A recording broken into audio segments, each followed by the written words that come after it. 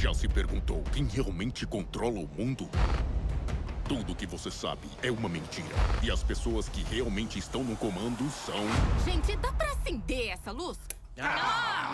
Se liga, tem gente de ressaca aqui. E agora eu queria falar de uma coisa que é um assunto que, cara, eu acho que da Bíblia é um dos assuntos que eu mais estudei, que é escatologia, que são os tempos finais. O que tá acontecendo? A gente tá vivendo os tempos finais, há sinais, segundo a Bíblia, proféticos, e a gente não falou dessa pedra também. Tá, isso aqui é uma coisa simples, depois eu falo dela. Tá bom. Bom, na verdade... Porque tem esse movimento, né? Claro. A pandemia faz parte Claro. disso, o anticristo já tá aí. Aliás, a gente tá perto da segunda volta de Cristo. Claro, eu acredito que sim. Sim? Mas vamos lembrar uma coisa. Quando os discípulos perguntaram para Jesus, que sinal haverá de tua vinda e da consumação dos séculos, do fim do mundo, Jesus falou assim, olha, cuidado que ninguém engane vocês. Primeira Porque coisa que ele já falou. Cuidado. Virão muitos em meu nome dizendo, eu sou o Cristo, enganarão a muitos. Certamente, isso está em Mateus capítulo 24. Depois, quem tiver uma Bíblia em casa, procure em Mateus capítulo 24. Ele fala o seguinte, certamente vocês ouvirão falar de guerras e rumores de guerras. Não se assustem. Ainda não é o fim. Se levantará nação contra nação, reino contra reino. Haverá fomes e terremotos em vários lugares. Mas isso é apenas o princípio das dores. Princípio das dores, exatamente. Então veja bem, guerra tem no mundo desde que o mundo é mundo. Fome, a Bíblia fala fome no Egito na época de José. Então não vou falar assim, o mundo está chegando ao fim porque está tendo guerra. O mundo está chegando ao fim porque está tendo fome. Não faz sentido. Mas o Apocalipse coloca alguns elementos que indicavam quando nós estivéssemos chegando próximos ao fim. Embora, nota de rodapé aqui, ninguém sabe o dia nem a hora da volta de Jesus. É estupidez. Tentar adivinhar. Não, claro, não podemos isso. Você entendeu? Bom, mas a gente pode saber a proximidade dos tempos em que vivemos. Então tem algumas coisas no Apocalipse que são características do tempo do fim. Exemplo, Apocalipse 11, 19. Diz assim, as nações ficaram iradas. Chegou, porém, o juízo de Deus e o tempo determinado para ele dar o prêmio aos seus santos e aos profetas e o tempo para destruir os que estão destruindo a terra. Ora, na época de Cristo não tinha como destruir a terra. O Apocalipse estava fazendo uma profecia de uma época em que a terra poderia ser destruída por seres humanos, coisa que na época do Apocalipse não tinha como. E ele fala depois das pragas de Deus que iriam cair. Essas pragas não caíram ainda. Mas os vislumbres dela... Não caíram? Não. A peste não é... A do Apocalipse, né? É. Mas os vislumbres delas podem estar já batendo as portas. Quer um exemplo? Diz que um anjo derramou a sua taça sobre o sol. E foi-lhe dado queimar aos homens com grande fogo. Os homens se queimavam com um intenso calor e blasfemavam o nome de Deus que tinha autoridade sobre essa praga. Olha o problema da camada de ozônio, o efeito estufa, o que está acontecendo com o Sol. O outro anjo derramou a sua taça sobre os rios e fontes d'água e mares, que se tornaram como sangue de morto. Sangue de morto não é vermelho, dessa cor. Sangue de morto é escuro, é fétido, é quase coagulado. Como é que está Pinheiros, Tietê, Lagoa Rodrigo de Freitas, as águas do mundo? Poluição. As previsões é que até 2025 a guerra do mundo vai ser pela água. Fala do anticristo, que ia dominar o mundo inteiro de uma maneira algorítmica. Pacífica, porque é um algoritmo. O 666. O que é o 666? O que é o 666? Na época do Antigo Testamento, Deus deu algumas normas para os judeus. O povo do Oriente Médio, ele é muito simbólico, sabe? Ele tem muito esse lance do símbolo que aqui no Ocidente a gente perde. Então o judeu pode olhar, ele usa o paiot, que significa alguma coisa, o kippah, que é aquele chapeuzinho na cabeça. E Deus falou o seguinte, olha, vocês vão pegar a lei de Deus, escrever um resumo da lei de Deus e vão colocar pro frontal entre os olhos, numa caixinha aqui, e também na mão de vocês. O judeu hoje usa na mão esquerda. Pode olhar aqui no Muro das Lamentações, você vê o judeu orando lá, né? Baruch atah b'shem Adonai Eloheinu melech haolam. E ele vai orando no muro e ele tá com aquela caixinha preta aqui e outra na mão. Aí no Apocalipse a gente vê que o inimigo, o diabo, que se vale do anticristo, assim como Deus envia o Cristo... O anticristo é a versão do Cristo Exato. pro demônio. Pro demônio, É. o anticristo. Ele faz uma paródia de Cristo. Aí, como Deus no Antigo Testamento pediu os judeus para ter a lei de Deus na testa e na mão, o anticristo coloca também um sinal, uma marca na testa e na mão. Então significa uma época em que a lei de Deus vai ser questionada. Nessa época em que a lei de Deus for questionada, diz o Apocalipse, ninguém poderá comprar nem vender, senão aquele que tem a marca da besta e o número do seu nome. Ora, esse número é 666. Aí muita gente pega isso e fala o seguinte, então vamos começar a calcular, Hitler dá 666, o Papa, o Saddam Hussein, Bill Gates, até a Ellen White, que é uma pioneira do Adventismo, ela dá 666, mandíbula, todo dá 666, né? No grego está o seguinte, aquele que tem entendimento, calcule. E essa palavra calcule no grego ali é a mesma palavra para faça a contabilidade daquilo que o anticristo vai fazer. E o que o Apocalipse deixa bem claro é que o anticristo vai ser a revigoração do Império Romano, que era o inimigo do povo de Deus. E por que 666? Na cultura da Babilônia, o 6 era o número base para você fazer qualquer cálculo. Era um número divino.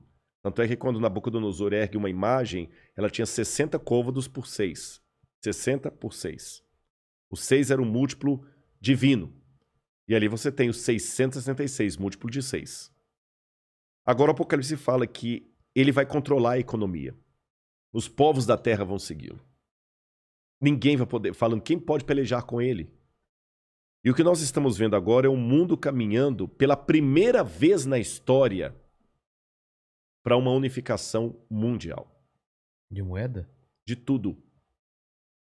Parece até teoria da conspiração que eu vou falar, mas não é. O mundo está caminhando para uma unificação. Rodrigo, mas nunca. Aqui no Brasil mesmo a gente vê a briga dos de esquerda com os de direita. O pessoal não está entendendo. Essa unificação não significa unificação de mente, mas unificação de propósito.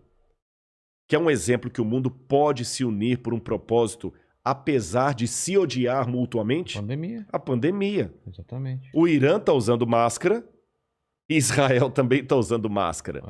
Os palestinos estão jogando foguete lá em Israel, Hamas, o Hamas, mas o israelense está usando máscara, o palestino também. O egípcio está usando álcool em gel, o iraniano está usando álcool em gel, o americano está usando álcool em gel, o russo está usando álcool em gel, então o Putin está usando álcool em gel. A mesma coisa o presidente do Brasil, o presidente da Argentina, da Venezuela, o mundo parou. Então é possível essa união do mundo inteiro em algumas coisas mesmo. Ela não só é possível, como ela é um caminho sem volta.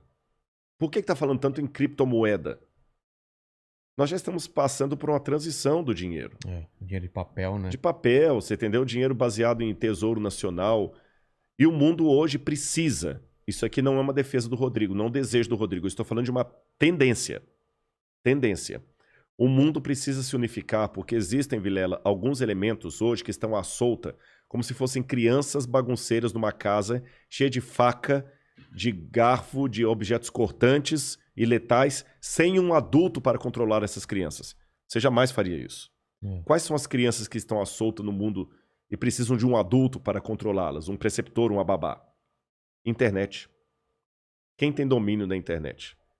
Você na internet você pode encontrar o podcast do Inteligência Ilimitada, mas você também pode encontrar uma fórmula para fazer um coquetel Molotov. O camarada pode assediar você para fazer parte do Estado Islâmico. Quem controla a internet? Nem os Estados Unidos. Não, está na mão de ninguém. Quem controla tráfico de drogas e de armas em nível mundial? Ninguém. Lavagem de dinheiro está aí. O terrorismo está aí e lavam dinheiro. Quem controla bolsa de valores? A economia do mundo não aguenta por mais 20 anos nas mãos da bolsa de valores que é especulativa. Se cair a bolsa de Tóquio, você nunca foi ao Japão, mas você pode perder o seu emprego e essa casa aqui porque caiu a bolsa de Tóquio. O Bradesco pode falir porque teve um crash na bolsa de Nova York. E a gente viu, essa pandemia viu como nós estamos economicamente vulneráveis. Economicamente vulneráveis. Quem controla o terrorismo mundial? Então, esses elementos... mais um. A ecologia. Não quero entrar no debate se a Amazônia é nossa ou não é nossa. O fato é que se a gente não cuidar da Amazônia, o mundo todo se ferra, caramba. Você tá entendendo? Então não tem mais esse negócio assim, é meu. Então hoje a gente precisa de um governo único que com leis mundiais controle a internet, bolsa de valores, que vai desaparecer, o reset tá aí, controla a economia, gastos, terrorismo e tudo mais. E os países, por mais que continue havendo direita e esquerda, situação e oposição, não interessa, Islã e cristianismo, vai precisar se unir, não porque eles se amam, porque não tem outro jeito. E essa união está muito parecida com o caminho de preparação para o anticristo. Agora, a minha questão aqui não é cair naquela esquizofrenia escatológica de achar agora que qualquer coisa eu tenho que evitar porque senão é a marca da besta. Eu já vi gente, isso aqui é sério, que não quer deixar colocar o revolvinho da temperatura na testa da mão, porque aquele é a marca da besta. Calma. Estupidez, não tem nada a ver um negócio desse, gente, tá bom? Agora, quando esse governo único se interpuser entre a minha fidelidade a Deus e a minha fidelidade ao Estado, esse é o único momento em que eu estou livre perante Deus para ter uma desobediência civil social. Porque a própria Bíblia me ensina a ser obediente às autoridades constituintes. Mesmo quando Nero estava no poder, Pedro escreveu: respeitem as autoridades constituídas. A César o que é de César. Dai César o que é de César. Pague os impostos. Seja um bom cidadão. Que a crise não venha por culpa de vocês. A Bíblia me ensina a ser um bom cidadão. Porém, a própria Bíblia fala: quando o governo der uma ordem... A Bíblia não diz isso explicitamente. Diz assim, em termos filosóficos. Sim. Quando o governo der uma lei que vá contra os mandamentos da lei de Deus, como os companheiros de Daniel na Babilônia, enfrente a morte se preciso for, mas não ceda. Talvez essa seja a diferença de um teólogo apaixonado por Deus e pela Bíblia e alguém que simplesmente é um acadêmico livre. Porque que especialista em literatura inglesa, em sã consciência, teria coragem de morrer por sua interpretação de Shakespeare? Mas a Bíblia é um livro que já levou muitos ao martírio para não abrir mão daquilo que a Bíblia ensina. Falou que a segunda vinda de Cristo está próxima. Mas, segundo os eventos, o anticristo chega antes. Chega antes. Não é? Ele antecede a volta de Jesus. E já está por aqui? Você acha? Eu acredito assim, lendo a Bíblia, o anticristo, ele é um poder, era o poder romano, porque João já falava lá, o anticristo já opera entre nós. E João fala, muitos anticristos já saíram pelo mundo. Ele só está aguardando aquilo que o detém. Então o anticristo naquele tempo era Roma. Os exegetas veem, a besta era Roma. Só que a Bíblia fala, através do apóstolo Paulo, que havia uma grande apostasia do povo de Deus. Que palavra é essa, apostasia?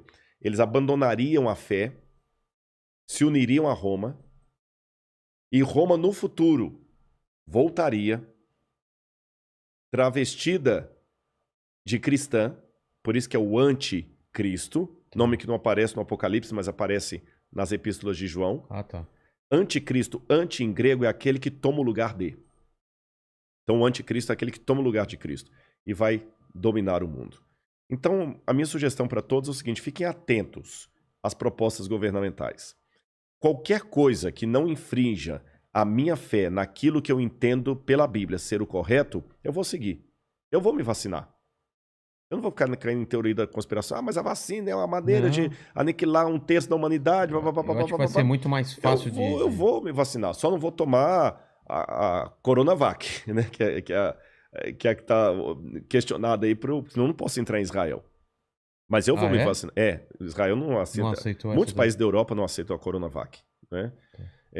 Lamento o Butantan aí, mas a menos que mude o cenário, a Coronavac não está sendo aceita. A Pfizer, ou a Moderna, ou a outra, lá de Oxford. Essas são aceitas. Mas eu vou me vacinar. Você está entendendo? Agora, não vou cair em teoria da conspiração. Agora, o dia que houver uma lei que se interpuser entre a minha fidelidade e aquilo que Deus pediu de mim, aí eu estou disposto a enfrentar até a morte.